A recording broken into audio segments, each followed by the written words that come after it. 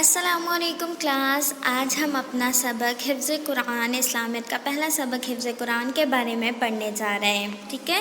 حفظ قرآن میں ہم سب سے پہلے سورہ فلق پڑھیں گے. بسم اللہ الرحمن الرحیم. اللہ کے نام سے جو نہایت مہربان رحم کرنے والا ہے. سورہ فلق کو شروع کرنے سے پہلے سب سے پہلے تو میں آپ کو ایک بات بتا دوں. جس طرح ہر کام کرنے کے پیچھے کوئی نہ کوئی وجہ ہوتی ہے. اگر ہم اسکول کا کام کر رہے ہوتے ہیں تو اس کے پیچھے ہمارا ایک مقصد ہوتا ہے کہ ہمیں پڑھنا ہے، بڑے ہونا ہے، کچھ اچھا بن کے دکھانا ہے. ہر کام کا کرنے کا کوئی نہ کوئی مقصد ضرور ہوتا ہے. اسی طرح جب کوئی آیت یا کوئی سورت کسی مقصد کی بنا پر کسی بات کو سمجھانے کے لیے، کسی واقعے کو خاص طور پر ظاہر کرنے کے لیے نازل کی جائے تو اسے شان نزول کہتے ہیں.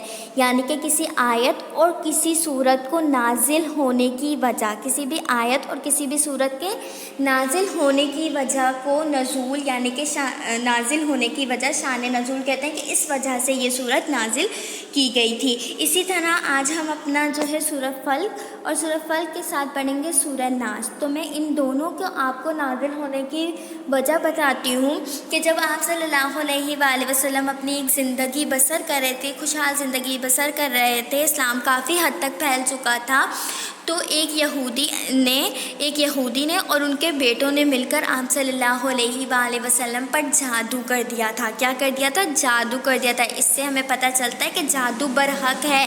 جادو لوگ کرتے بھی ہیں، کرواتے بھی ہیں، جس سے دوسرے لوگوں کو اثر پڑتا ہے. اسی طرح آپ صلی اللہ علیہ وآلہ وسلم جب اسلام کی تبلیغ کر رہے تھے تو ایک یہودی اور ان کے بیٹوں نے آپ صلی اللہ علیہ وسلم کی طاقت کو بڑھنے سے روکنے کے لیے کیا کر دیا تھا؟ ان پر جادو کر دیا تھا.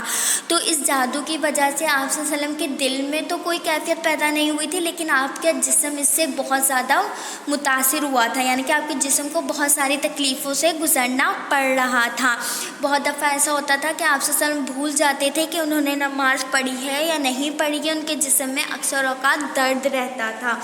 تو پھر اس طرح جب آپ صلی اللہ علیہ وسلم پہ جادو ہوا اور اس جادو کی وجہ سے آپ صلی اللہ علیہ وآلہ وسلم بہت زیادہ متاثر ہو رہے تھے، تو ایک دن حضرت جبرائیل علیہ السلام کو اللہ تعالیٰ نے وحی دے کر بھیجا کہ جائیں آپ میرے پیارے نبی حضرت محمد صلی اللہ علیہ وآلہ وسلم کو یہ بتا دیں کہ ان پر جادو کیا گیا ہے. تو انہوں نے آ کے آپ کو خبر دی کہ ایک کنویں میں آپ کے ایک چیز پر جادو کر اس چیز کو آپ کے کنویں میں ڈال دیا گیا ہے. تو حضرت جبرائیل کے حکم کے مطابق آپ صلی اللہ علیہ وآلہ وسلم نے حضرت علی کو اس کنویں کے پاس بھیجا. انہوں نے اس کنویں میں سے ایک جو ہے تھیلی کو نکالا جس میں آپ صلی اللہ علیہ وسلم کے بال تھے. جب وہ کنگھی کرتے تھے اس میں سے کچھ بال لیے گئے تھے اور اس کنگھی کے کچھ ٹوٹے ہوئے جو کنگھی کے جو تنکے جو دانے ہوتے ہیں وہ ٹوٹے ہوئے تھے، اور ایک موم کا پتلا بنایا ہوا تھا. اس میں کافی سوئیاں وغیرہ لگائی ہوئی تھی، 11 سوئیاں اس میں لگائی ہوئی تھیں، اور جو ان کے بال تھے ان میں 11 گھریں یعنی کہ گٹھانے لگائی ہوئی تھیں. تو وہ جو ہے اس کو نکال کے حضرت علی جو ہے آپ صلی اللہ علیہ وآلہ وسلم کے پاس لے کر آئے. اس وقت حضرت جبرائیل نے اللہ کے حکم سے آپ صلی اللہ علیہ وآلہ وسلم پہ سورہ فلق اور سورہ ناس نازل کی. سورہ فلق میں 5 آیتیں ہیں جبکہ سورہ ناس میں 6 آیتیں ہیں. یہ ٹوٹل 11 آیتیں ہوتی ہیں، اور ان میں بالوں میں ان کے گرہ بھی 11 لگائی ہوئی تھیں.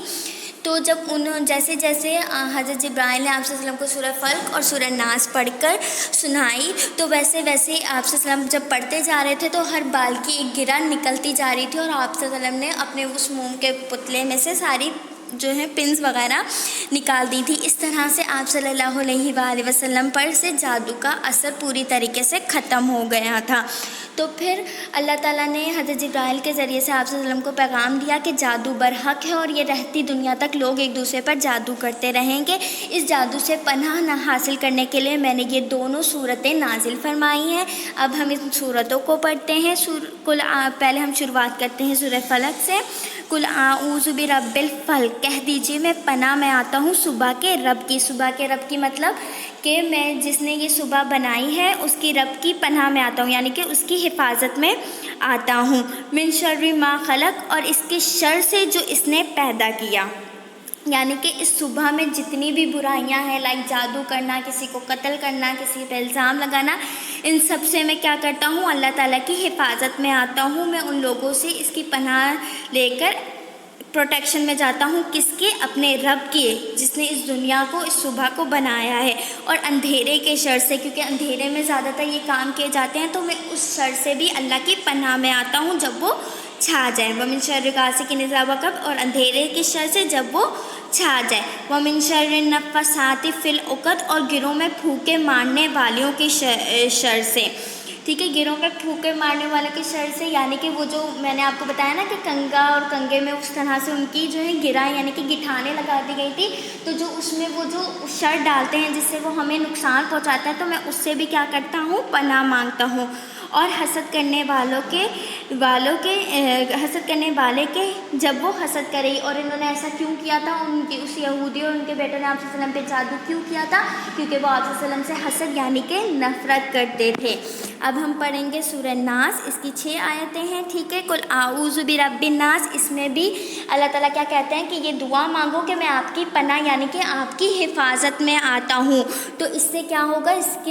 جب آپ سورہ فلق اور سورہ ناس پڑھا کریں گے تو آپ جادو کے اثر سے، اس طرح کی آفات سے کیا رہیں گے؟ محفوظ رہیں گے۔ قل اعوذ برب الناس، کہہ دیجیے کہ میں پناہ میں آتا ہوں لوگوں کے رب کی، یعنی کہ یہ تمام لوگ جن کو اللہ نے پیدا کیا ہے، اور لوگوں کے بادشاہ کے، وہ صرف لوگوں کا رب نہیں ہے بلکہ ان کا بادشاہ بھی ہے، مالک الناس، لوگوں کے بادشاہ کی، الہ الناس، لوگوں کے معبود کی، یعنی کہ وہ ایسا جو ہے اس کا مرتبہ ایسا ہے کہ ہم صرف اسی کی عبادت کرتے ہیں، وہی عبادت کے لائق ہے۔ من شر الوسواس الخناس، وسوسہ ڈالنے والے، یعنی کہ یہ